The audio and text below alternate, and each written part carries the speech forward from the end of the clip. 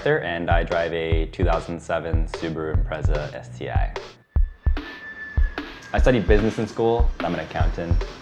Got into cars. I know it started in high school, I think. A bunch of my friends, you get driver's license, start driving, working on cars. And at a young age, I always liked tinkering with things, seeing how things work.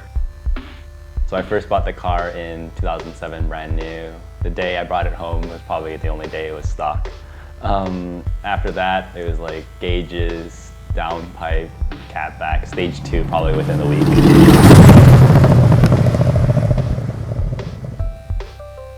What I do enjoy most about the car is probably the power. On this current motor, it makes just shy of 500 wheel horsepower on pump gas, and then on E85 at 26 PSI, it just makes shy of 600 to the wheels. The best way to describe the power is probably imagining that in my car, I'd be in 5th gear, wide open throttle, and it'd feel like the 300 horsepower car in 2nd gear.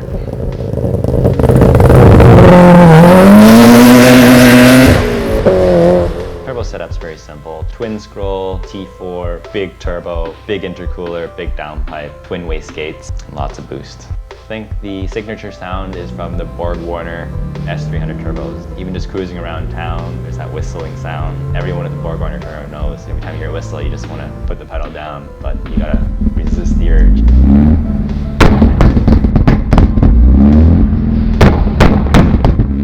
Cost versus benefit, we're always looking out for the best value, right? For example, shopping for like big brake kit, I'm not gonna spend like $5,000–6,000 on a Brembo GTR brake kit when I can say buy a stock tech brake kit for half the price. With a Brembo kit, you don't get 2 times the performance, right?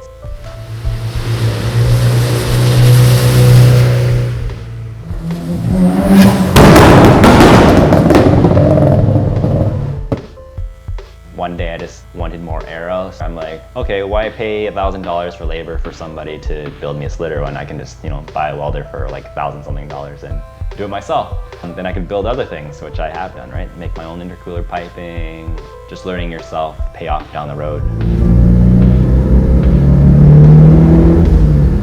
Yeah, basically everything I know about cars, I probably learned about on my own car.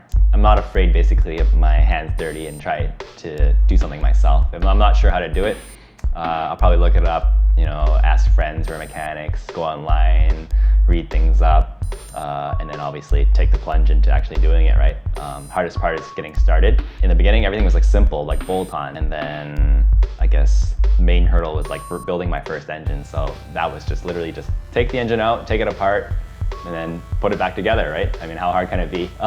So the first engine I built ran fine. It made 511 horsepower. It lasted like over 20,000 kilometers. There's actually nothing wrong with it. It's just that I wanted more power. In the beginning, I was young, horsepower, fast. A lot of people say you don't really need horsepower to go fast, but I say otherwise.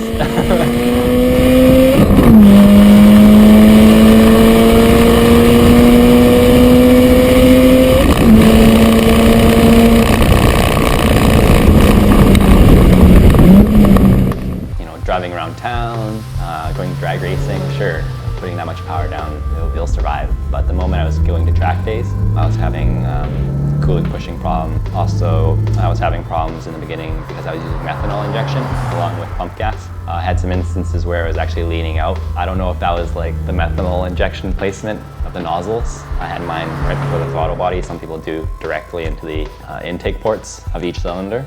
Basically, when I was throttling on and off, the airflow was going into the engine and then coming, kind of flowing back. And I melted some pistons, so that was a good learning experience for sure. Recently, I decided to just scrap the whole methanol injection. I went flex fuel, installed a flex fuel sensor, bigger injectors, added another fuel pump. So now I run E85, and that's been a lot more reliable, I find.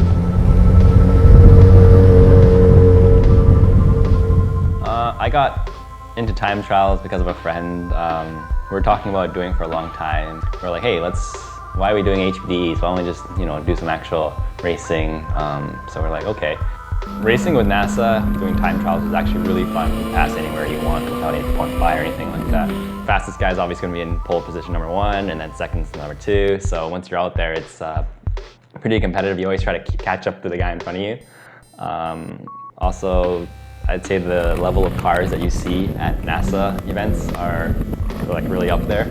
Talking to some of the people who've been doing it for years, I think that's allowed me to like tune the car to the way I think it like should have been tuned, I guess, or the way the chassis was set up should have been set up. And also being like open passing, it's like, you know, you have to watch all your mirrors, of course, be very aware front and back. So when I was doing that, I was like, oh wow, so this is what it kind of feels to be racing like wheel to wheel, right?